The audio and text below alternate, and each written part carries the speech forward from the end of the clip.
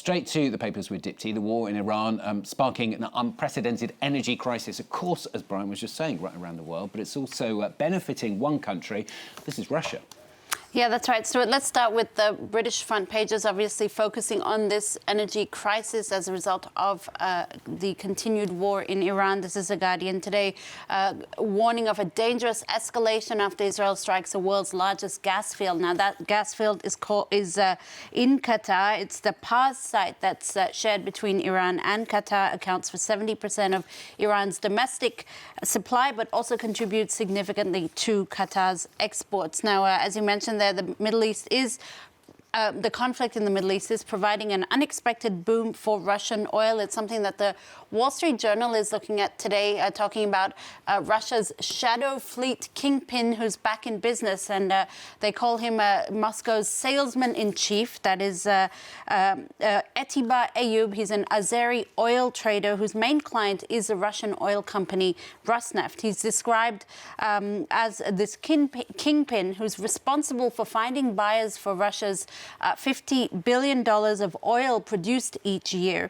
He controls ships via shell companies, and the ships with oil were pretty much sitting pretty for a while as a result of punishing sanctions against Russian oil.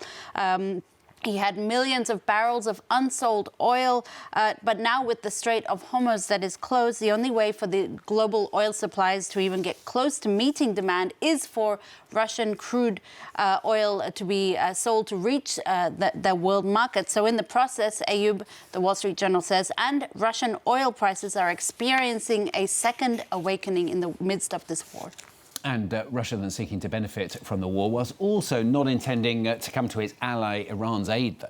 Yeah, and it's something that Foreign Affairs magazine explains today. Why Russia is watching Iran burn. The Kremlin is in no hurry to save its closest partner in the Middle East. It says, despite Tehran providing support to Russia in its war against Ukraine, Russia has provided little support to Iran beyond helping with targeting data and advanced drone tactics. Now, Foreign Affairs explains that this is a Kremlin strategy. When its friends are in need, it will issue a sort of declaration or statement, but nothing more than that. It was the same for Bashar al-Assad's regime when it was toppled by rebels in 2024. It was the same for Russia's then ally Armenia in the war with Azerbaijan in 2023. It was the same for Venezuelan President Nicolas Maduro when he was abducted by the U.S. The Kremlin's impotence, as the magazine calls it, also lays bare the limitations of Russian power to actually shape outcomes around the world.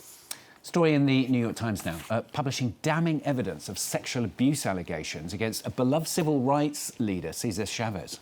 That's right. Cesar Chavez, he co-founded the United Farm Workers Labor Union, and for decades he helped improve living conditions, wages and health care for millions of farm workers in the U.S. He also elevated the status of Latino Americans. He helped coin the phrase "Si se puede," which eventually inspired Barack Obama's "Yes, we can" slogan. But behind the scenes, the New York Times explains that women say he sexually abused them while they were teenagers, in some cases raped them. Because of his status within the union and fears of that they wouldn't be taken seriously, these women were forced to live for decades with the trauma of what happened to them. Until now, at least, their accounts are relayed by the New York Times today. Well worth a read as well. Mexico now. The Wall Street Journal reports that the leader of the Jalisco cartel is a US-born citizen. That's right. Kingpin El Mencho was killed last month, and the Wall Street Journal recounts that no sooner was he buried in a golden coffin this month than his stepson began ascending to the throne. Juan Carlos Valencia Gonzalez was born in California, meaning that an American citizen is now running Mexico's most powerful drug cartel. The Wall Street Journal explains it could complicate U.S. efforts to eradicate the narcotics trade. The rules for surveilling U.S. citizens are very bureaucratic and essentially could only take place if authorities prove that Valencia Gonzalez is acting as an agent of foreign power. So it could deeply complicate Trump's fight against the drug trade. And finally from Dipty, something a little bit lighter, thank goodness. A new study shows that lame jokes can actually serve a purpose. Really? At least in the workplace, this is, isn't it? Yes, that's right. And lame as I am, I just realised I don't have the article to show you, but I will tell you about it because it's very interesting. Yeah. So researchers tracked the use of humour to combat tedium across 531 talks at 14 biology-related conferences, and they observed how scientists try to use humour to keep people engaged in what they're saying. The stats showed that men attempted it far more than women. Some 870 jokes were attempted, and about 580 of them landed badly or fell flat. Oh dear. Just 1 in 10 were actually good jokes. But researchers concluded that even lame jokes serve to break the ice. And in the purposes of breaking the ice, Stuart, I'm going to offer you a few lame jokes. Why did the biologist break up with the physicist? I have no idea. They had no chemistry.